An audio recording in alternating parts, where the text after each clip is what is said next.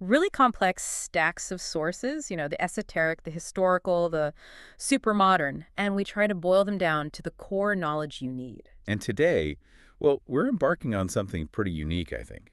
A real journey. Definitely. We're basically trying to map the unknowable. It feels like we're dealing with this incredible duality. That's a good way to put it. Yeah. What happens when these, like, ancient, powerful conspiracy theories about hidden lands, autonomous zones, meet the absolute cutting edge of control theory? Right. We're connecting spiritual geography from way back when with the, I guess, the technical geography of today's machine-like systems. Indeed. So let's unpack this. We've got source material that lays out two very different kinds of subterranean realities. Okay. On one side, you've got the ancient mystical stuff, hidden cities, right? Agartha, Shambhala, these mythical places that are supposed to be perfectly functional, viable utopias. And the other side. That's the modern flip side. The cybernetic geography of systemic control.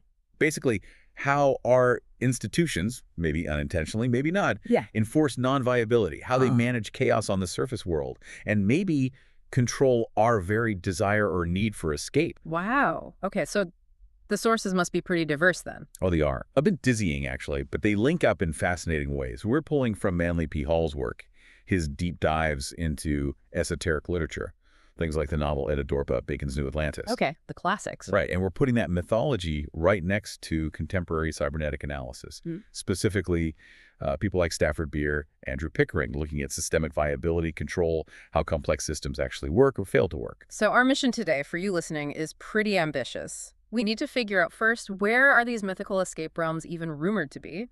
Then uncover these rumored historical links. You hear names like Sir Francis Bacon, the Count of St. Germain tossed around. How do they connect to this secret knowledge, if at all? Right, sorting fact from, well, esoteric legend. And finally, the big one. How might secret societies or even governments use advanced information theory, cybernetics, to maybe control access to these places? Or even just control our belief in them? It's a journey, like you said, from the Earth's core, symbolically speaking, right into the core of the modern control machine. Okay, let's start with the geography then. Seems fundamental.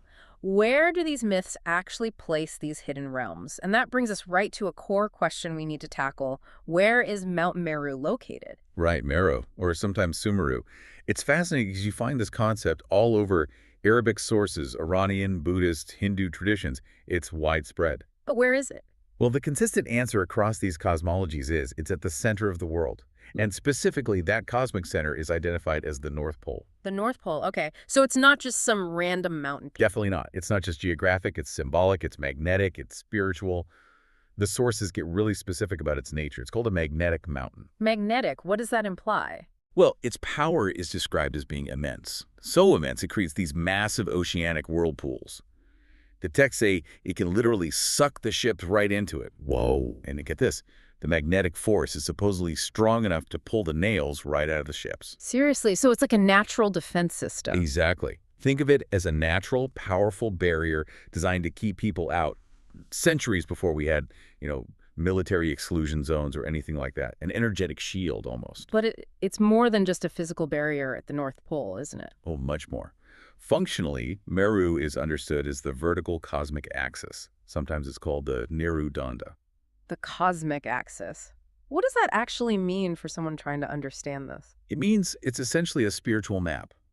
The Neru Danda represents the universal form of God, or the ultimate reality, stretching from the, let's say, lowest, or sometimes called underworlds, all the way up to the highest point, the crown of the head, in human analogy. So it's an internal geography, too.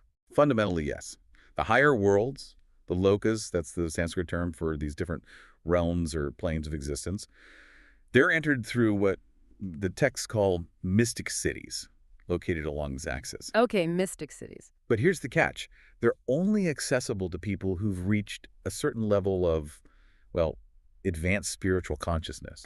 You can't just stumble into them. Right, which is why the sources often compare this cosmic axis to the human spine and the chakras in yogic meditation, isn't it? Precisely. Meru, this cosmic mountain, symbolizes the path the soul takes, either ascending towards enlightenment or descending into lower states. It reframes the whole search. Finding Agartha isn't just about packing your bags for the Himalayas, it's an internal spiritual journey first. And Agartha is the main realm associated with this axis. It is. Yeah. Agartha is the name generally given to this huge subterranean network of advanced civilizations.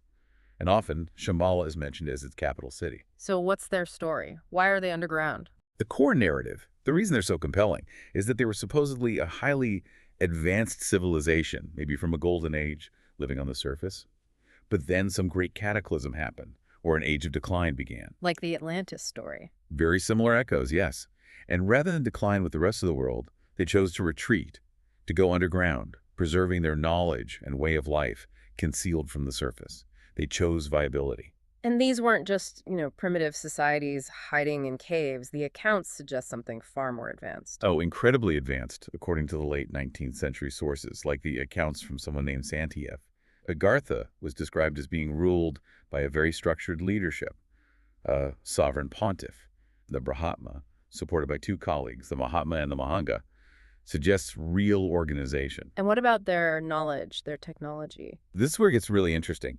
They're said to have these massive libraries built of stone containing the entire collected wisdom of the ages, all engraved in a special script called Vitinian script. So continuous records, science, history, everything preserved. Everything. And technologically. Explorers in the 19th century were told the Agarthians already had citywide lighting systems, complex underground railways, even forms of air travel. Air travel underground? How? Using technology that supposedly harnessed the Earth's magnetic field? I mean, think about it. These accounts are basically predicting things like magnetic levitation, even tapping into geothermal or nuclear-type energy, decades before the surface world figured them out. They represent a kind of parallel secret modernity. That level of advancement makes the idea of finding an entrance much more intriguing. Okay, so where are these entrances supposed to be? The listeners asked us to name 2 places with alleged Agartha entrances. Right. The most frequently cited area, the place most expeditions focused on, is definitely the Himalayan Hindu Kush region. Why there specifically? Geographically, it makes sense. That whole area is, the result of immense geological forces, continental plates colliding. It used to be an ocean floor. So it speaks to deep time, geological instability, perfect conditions for vast subterranean networks or refuges to form. And are there specific spots mentioned? Yes. Some sources point directly to well-known ancient sites in India, places like the huge ancient ruined cities and cave complexes of Ellora, Elephanta, and the Ajanta Caverns. Sites that are already mysterious and vast make sense they'd be linked? Exactly. Yeah. They're already liminal spaces, perfect candidates for concealing something even deeper. And we also have actual accounts of blocked entrances. Nicholas Roerich. The painter and explorer. That's him. He led a big expedition in the 1920s searching for Shambhala. In his diaries, he wrote about reaching the Altai Mountains in a place called the Valley of Uman. An old wise man supposedly showed them a tunnel entrance. It was deliberately blockaded, with stones that were carefully cut and fitted, not a cave-in, but a constructed seal. Wow. Carefully cut stones. That implies someone closed it, actively wanting to keep people out, or maybe keep themselves in. Precisely. A conscious decision to maintain separation. But it's not just Asia. The second key location area takes us to a completely different continent. Where's that? North America. There's an old Apache legend that talks about a very long, very deep cave somewhere in Arizona. Arizona. Yeah. And this cave is said to lead down into an inner Earth kingdom inhabited by a, quote, mysterious tribe. So the idea of a hidden, viable, advanced civilization inside the Earth, it's not just an Eastern concept. It seems to be a global archetype. An archetype of escape, maybe? I think that's a very good way to frame it. A universal story about finding refuge from a failing world. Okay, that idea of a hidden, viable place is probably why so many surface world secret societies or esoteric thinkers became obsessed with this knowledge, right? Which leads us straight into the lineage, the transmission of this knowledge, and those specific listener questions. Supposedly, the man who had been to Agartha taught Sir Francis Bacon, or maybe Saint Germain. Was he a mentor? And is this related to the Invisible College or the Rosy Cross? Right. Let's tackle that Bacon-Agartha mentor claim first. Yeah. Because, well, just looking at the timeline, it's pretty much impossible. How so? Sir Francis Bacon died in 1626. The main documented accounts of Agartha and Shambhala really entering Western awareness through people like Santiev, later, Ossendowski, that happened much later, late 19th, early 20th century. Okay, so the dates just don't work for direct teaching from those known figures. Exactly. So Bacon could not have been taught by these known representatives of the Agarthian school. Simple chronology. But the idea persists. Why is Bacon's name always linked to this kind of secret, hidden, almost geographic knowledge if the timeline is off? There must be something there. Oh, there is. But the link isn't direct mentorship, it's thematic. It's in Bacon's own writing, particularly his unfinished utopian novel, The New Atlantis. It was published just after he died in 1627. The New Atlantis. Okay. That book is absolutely drenched in this mythology of hidden, powerful wisdom. It describes a secret, basically inaccessible institution on a hidden island called Ben Salem. And this institution is called Solomon's House, Also known as... the College of the 6 Days' Work. And its purpose sounds remarkably like Agartha's libraries, Yeah. to preserve and advance the highest forms of knowledge separate from the world. A secret think tank, essentially. And didn't Bacon seem to know a surprising amount about the Americas in that book? More than he maybe should have. That's the really compelling part. His text shows this extraordinary knowledge of the Western Hemisphere's history and geography, stuff that just wasn't widely available in England back then. Like what? Well, for instance, he calls Peru Koya, which was apparently a name connected to an ancient cultural layer there. He knew details about their customs, their symbols. It's so specific it makes you wonder, did he have access to secret maps, records, maybe knowledge from a culture that existed before colonization, preserved somehow? Acquired secretly, which feeds the whole hidden knowledge idea. So how did this College of the 6 Days' Work operate? How did it stay secret? According to Bacon's story, its members, these scholars, were sent out in secret or incognito all over the world. Their job was to gather knowledge and then spread it, but crucially, without revealing the source. They were like hidden agents of wisdom. Working beneath the surface of official history, and this idea of secrecy, of inaccessibility, wasn't there a condition for accessing this knowledge in Bacon's view? Yes, and this is key, connecting back to the psychological aspect we touched on. For Bacon, access to this true knowledge to the college, it only happens in extremity. Extremity, like desperation. Exactly. When you're metaphorically shipwrecked, lost at sea, when you've despaired of survival by any other means. It's only then, stripped of ego, humbled, that you become receptive to light from within. Only crisis opens the door. Okay, that condition of crisis, of needing to be humbled, that connects directly to the second question, right? Is this related to the Invisible College or the Rosy Cross? Absolutely, yes. This idea of an unseen house of wisdom, only reachable through inner transformation brought on by crisis. It plugs directly into the mysterious school of the Holy Spirit, which was part of the Rosicrucian literature. So the Rosicrucians had a similar concept. Very similar. The Rosicrucian idea basically reframes the whole quest. They saw the entire universe as a kind of wonderful school. The wisdom isn't just in a hidden physical place, it's everywhere, but you need to attune your consciousness to perceive it. Man is the school, in a way. Precisely. Man himself is potentially the living college of the 6 Days' Work.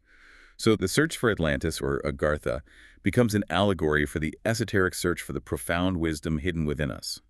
Wisdom we can only access when the external material world proves utterly inadequate or fails us completely. It connects the outer myth to an inner potential. But you mentioned other figures. Saint Germain, he seems like a more direct link, potentially. He does. The Count of Saint Germain is probably the most famous and most enigmatic figure claimed as a possible emissary from this hidden world. His reputation is legendary, isn't it? The immortal Count. Absolutely. Said to be fluent in every language, a master musician, alchemist.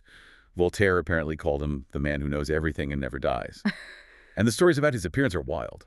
Consistently looking about 45 years old for, what, over 160 years? Between 1710 and the 1870s? Leading to all the immortality legends. Right. His own explanation was that he'd discovered the Philosopher's Stone and the elixir of life, kept him young. But the crucial link for us, connecting him to Agartha, comes from his involvement with esoteric groups. He was respected in those circles, wasn't he? Freemasons and so on. Highly. He was even chosen to represent the French Freemasons at a big convention in 1785. And later, the Theosophists, people like Madame Blavatsky, claimed him as one of their ascended masters. Okay, so he's central to that lineage. But the Agartha connection. This is the key claim from the sources. Saint Germain reportedly told some Theosophists directly that he was, and this is a quote, of an immortal race who come from a civilization hidden beneath the Himalayas. Beneath the Himalayas, that's pretty explicit. It makes him, if the claim is true, a direct alleged emissary. He physically embodies the bridge between the European secret society searching for wisdom and the supposed location of that wisdom, Agartha or Shambhala, hidden beneath the Himalayas. He's like a walking embodiment of Bacon's New Atlantis, but claiming to be from the real thing. Exactly. And notice, Saint-Germain and those later explorers like Saint-Yves, who brought back detailed accounts. They were essentially operating in the same time frame, the same esoteric milieu, all circling around this powerful idea. True viability, true knowledge, was hidden away, deep within the earth, likely in Asia. Exploring that history, that lineage of secret knowledge, it leads us right into the psychology of it all, doesn't it? And that brings us to maybe the core question for us today. In what ways do ancient subterranean myths parallel contemporary needs for systemic and social escape? Why do these old stories still resonate so much? I think they resonate because they offer a perfect vocabulary, a perfect framework for critiquing our current systems. They starkly illustrate the difference between a system that works, that's viable, and one that, well, doesn't. And Manly P. Hall dug into this psychological need, didn't he, in his analysis of that strange novel, Agartha? He did. Agartha, which is just Aphrodite, spelled backwards, interestingly enough, is a late 19th century novel Hall analyzed deeply. The hero, who calls himself I am the man. Potentially Captain Morgan, the guy who supposedly revealed Masonic secrets and vanished. That's the speculation, yes. This character is forced, basically abducted, into the inner earth. He undergoes this intense inner journey. It's portrayed as partly a punishment, but also a process of purging ignorance. So the underworld journey isn't a vacation. Not at all. He's separated from the surface world. He ages symbolically. It's a path towards humility, self-discovery. The underlying psychological drive, as Hall interprets it, is the need to renounce the ego, to escape what the book calls the convoluted universe of mysteries and miseries of our everyday world. To find peace, nirvana, basically. Ultimately, yes. The myth exists psychologically because the surface world is perceived as fundamentally flawed, broken, non-viable. Which sounds a lot like the esoteric interpretation of Plato's Atlantis myth you mentioned earlier. It's the same pattern. Atlantis isn't just a story about a lost city. Esoterically, it represents the fall of man, the fall from a state of spiritual grace, a golden age, into materialism, darkness, decline. From that perspective, history isn't progress. It's a long, slow record of decay and systemic failure. We keep repeating the fall. And if history is decline, then the need for a viable alternative and escape like Agartha becomes even more urgent today, wouldn't you say? Especially looking at our own systemic failures, we seem trapped in non-adaptive choices. Absolutely. The Agarthian myth becomes this powerful analogy for the opposite of modern non-viability. The sources we looked at point to clear examples of this modern failure. Think about our continued, frankly baffling reliance on fossil fuel systems. Even though we know they're causing crises. Exactly. We know they're non-viable long-term, yet the entire structure of our global economy seems locked into them. It's non-adaptive on a planetary scale. And there are social examples too. Definitely. Look at the persistence of huge economic inequality, even in places that talk a big game about progressivism. The sources mention, for instance, Washington State having the most regressive tax system in the U.S., hitting the poor hardest, despite its liberal reputation. Or California. Or affluent liberals in California fighting tooth and nail against things like affordable housing or denser zoning laws. There's a disconnect between the stated values, equity, sustainability, and the actual systemic rules being enforced, which often maintain non-viability for the many to preserve comfort for the few. So these systems prioritize short-term stability for some over long-term viability for everyone. That seems to be the pattern. And the ancient myths, like Agartha, they offer this compelling counter-narrative, a society that supposedly achieved true viability, advanced knowledge, and autonomy, everything the surface world seems to struggle with. And this contrast extends to how power operates, right? The myths imply a just society, unlike the potential for tyranny on the surface. Precisely. Especially the kind of tyranny that can fester within institutions. The source material uses this interesting term, affirm and affirm. What does that mean? It describes situations where a hidden powerful group operates within a larger organization, like, say, a police force or a government agency. This inner group might have its own loyalties, its own rules. Think of negative stereotypes about certain Masonic circles where secret loyalty might override public duty. Creating asymmetry. Exactly. That asymmetry is toxic. Right. It allows this inner firm to wield its members or associates from consequences, operating outside the official rules. That kind of hidden corruption is the antithesis of the idealized, transparent, functional societies depicted in the Agartha myths. They're supposed to be perfectly optimized for collective survival. Which brings us, surprisingly, back to cybernetics, because Stafford Beer was trying to design systems that avoided exactly this kind of failure, wasn't he? He absolutely was. Beer, the cybernetician, saw these patterns of systemic failure everywhere and proposed a way out, a theoretical escape route that, fascinatingly, mirrors the ideals of those subterranean myths. How did he approach control differently? Well, he argued that traditional control, meaning asymmetric command, one person or a group dictating orders from the top down, simply doesn't work in really complex systems. Think about trying to command and control a national economy or something like the war on terror. It fails because the complexity, the variety, is just too high. So top-down doesn't scale. What's the alternative? Beer proposed symmetric influence. Instead of dictating outcomes, you design the system's rules of interaction so that influence flows symmetrically redundantly. Critically, this approach assumes you can't know everything. You manage the parameters, not the specifics. So you guide the system, but let it adapt and find its own viable path. Less commanding, more gardening. That's a great analogy. You create the conditions for health. And Beer even designed practical methods for this, trying to prevent those bad actors or power grabs we talked about. His team's integrity meeting format is a prime example. How did that work? He structured communication not in a hierarchy, but in a network, often visualized as a complex shape, like an icosahedron, a 20-sided die, basically. Every participant is connected symmetrically to several others. What does that achieve? It means if someone tries to inject a corrupting command or hijack the agenda, it can't easily propagate. The structure itself forces dialogue, distributes information, and prioritizes the collective intelligence and adaptation of the group over the will of any single individual.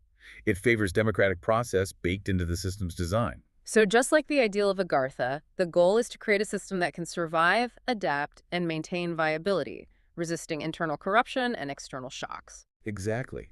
The myth of Agartha, viewed this way, is almost like an ancient blueprint for a perfectly balanced, self-regulating cybernetic system. It's describing the same principles Beer was trying to implement with modern math and technology. Okay, we've drawn this fascinating parallel. The ancient mythic ideal of a viable hidden society and the modern cybernetic goal of designing adaptive survivable systems. It's the same quest, in a way. But now we have to look at the flip side, the control aspect. This leads to our final big question. How does the government or secret societies use cybernetic methods to control information or access to places like Shambhala, Mount Meru, Atlantis? These are more examples. Right. If these places, or the idea of them, represent escape and viability, then controlling access or even controlling the need for that escape becomes strategically important for surface powers. And this control seems to operate on multiple levels simultaneously. What are those levels? We can break it down into roughly 3. Managing information and the need for escape using cybernetic principles, controlling physical access and resources, and potentially even using technology for subliminal forms of influence. Let's start with the information management. How do large systems like governments use cybernetic ideas, maybe unknowingly, to control things? One key concept from cybernetics is variety attenuation. Remember, variety is just a measure of complexity, a crisis, a diverse society, a complex problem. These all have high variety. Okay. Large hierarchical systems struggle with high variety. So what do? They attenuate it. They reduce the complexity by forcing information through low variety channels. They simplify everything to easy binaries. Like us versus them. Exactly. Or good versus evil, peace versus war, growth versus stagnation. Complex realities get flattened into simplistic choices. They lower the resolution of the picture. Precisely. And the consequence? Any action based on that simplified picture is almost guaranteed to be off the mark. It addresses the symptom, the simplified crisis, not the complex root cause, which, ironically, often perpetuates the very systemic failure that created the crisis in the first place. And this leads to what you called the cybernetic paradox of control. Yes. The paradox is this. The powers managing the surface world don't necessarily need to disprove Agartha's existence or capture Shambhala. By simply ensuring the surface world remains fundamentally non-viable, prone to crises, rife with inequality, politically stuck, economically precarious, they effectively control the need for escape. Yeah, so if people are constantly scrambling, dealing with manufactured crises or real systemic failures, they don't have the bandwidth or maybe even the consciousness to seriously seek an alternative. That's the idea. You control the demand for escape by maintaining a steady supply of surface world dysfunction. Why worry about a mythical utopia when you're just trying to survive the current system? It's control through managed failure. And cybernetics suggests this deeper control doesn't even operate through language or explicit commands. This is where it's really subtle. Advanced cybernetic thinking suggests true control, the really effective kind, happens below the semantic language level. It's not about propaganda or laws, primarily. It's about managing the performative parameters of the system, the underlying rules, the weights, the flows, the things that determine how the system actually behaves mechanistically. Okay, that sounds very abstract. Is there a clearer example of this below semantic control? Well, look at cutting-edge AI research. They're observing something called subliminal learning. A teacher AI can pass on traits, even potentially harmful biases or behaviors, to a student AI not by telling it be biased, but just through sequences of numbers, through the patterns in the training data, or tiny, seemingly meaningless code adjustments. Wait, so the student AI learns the unwanted behavior without any explicit instruction. It just absorbs it from the system's operation. Exactly. The knowledge transfer happens performatively, below the level of explicit meaning. The system becomes differently clever. It learns and adapts based on the mechanics, not just the labels. Now, apply that idea to social control. You control society not by what you say, but by tweaking the underlying economic rules, the flow of resources, the design of institutions, ensuring they perform in a way that maintains the status quo, the non-viability. That's the implication. It's a much deeper, potentially more effective form of control than just censorship or propaganda. Yeah. And we see echoes of this shift towards performative, adaptive control in other areas too, like the military. How so? Consider modern drone warfare, like the F-35 fighter jet controlling swarms of autonomous drones, the CCAs. The human pilot is micromanaging each drone. They act more like a quarterback, setting goals, defining parameters. But the drones figure out the how themselves. With significant autonomy, yes. The control is shifting from direct, explicit commands to managing the performance envelope. It's adaptive, more like guiding a complex system than driving a simple machine. It reflects this move towards performative control. Okay, so that's the subtle systemic level. What about just physically stopping people from getting to these places? The myths themselves seem to emphasize inaccessibility. Absolutely. That's the second layer of control. The entrances to Agartha or Shambhala are almost always described as being incredibly remote, dangerous locations. The high Himalayas, deep deserts, maybe the poles, natural barriers. And we talked about Mount Meru's magnetism. Right. A powerful natural defense. Plus, the stories often include intentional concealment, hidden valleys, illusions, or those deliberately blocked tunnels Rorik found, sealed with carefully cut stones. Physical access is clearly meant to be difficult, if not impossible, without the right knowledge or permission. But that difficulty didn't stop surface powers from trying, did it? Especially if they believed these places held valuable resources or knowledge. Not at all. This is the third layer. Strategic resource acquisition. The potential power of these hidden realms was taken very seriously. Both the U.S. and Soviet governments reportedly funded expeditions, especially into Central Asia and the Himalayas, during the 20th century. What were they looking for? Often under the guise of archaeological surveys or scientific research. The real goal, according to some sources, was to find Shambhala and acquire its legendary treasures or technologies. Things like the Chintamani stone described as a wish-fulfilling jewel or meteorite fragment from another world. And powerful weapons? Yes, and knowledge of powerful magical weapons. Ancient prophecies linked to Shambhala apparently foretold a future war where these weapons would be needed to defeat a tyrannical surface king, so finding them was seen as geostrategically vital. So the intelligence agencies treated the myth as potentially real intel. They wanted Shambhala's power for their own ends, for world domination, as some sources put it. It seems they did. The quest for Shambhala wasn't just spiritual, it became part of the great game. It shows that the surface powers recognized the viability of the hidden realm as both a threat and an opportunity, something to be controlled or exploited. So the control strategy is layered. Uh-huh. Make it physically hard to get there. Try to grab the resources if you can, but maybe most effectively, manage the surface world's condition using cybernetic principles so the desire or capacity to seek escape is diminished in the first place. That seems to be the multi-pronged approach suggested by connecting these different source materials. Control the territory, control the treasure, and control the need. Hashtag outro. Okay, so let's try to wrap this up for you, the listener. It's a lot to take in. But what really stands out to me after laying all this out is this incredible, almost eerie loop.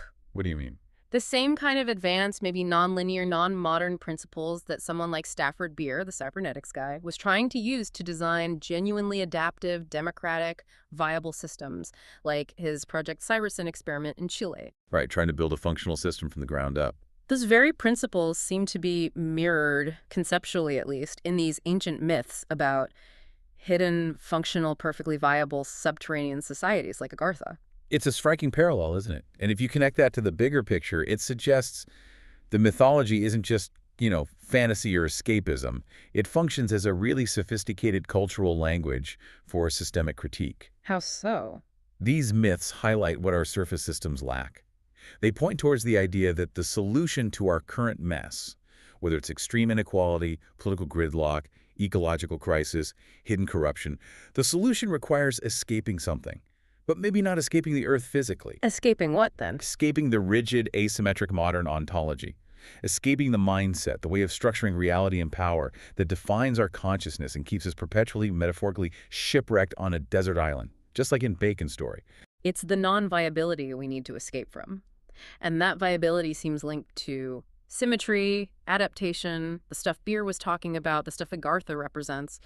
We're searching for our own functional college of the 6 days' work. Exactly. The ancient stories aren't just tales. They're detailed descriptions of what a perfectly balanced, viable system could look like. And they stand in such stark contrast to our everyday experience of systemic friction, failure, and non-viability.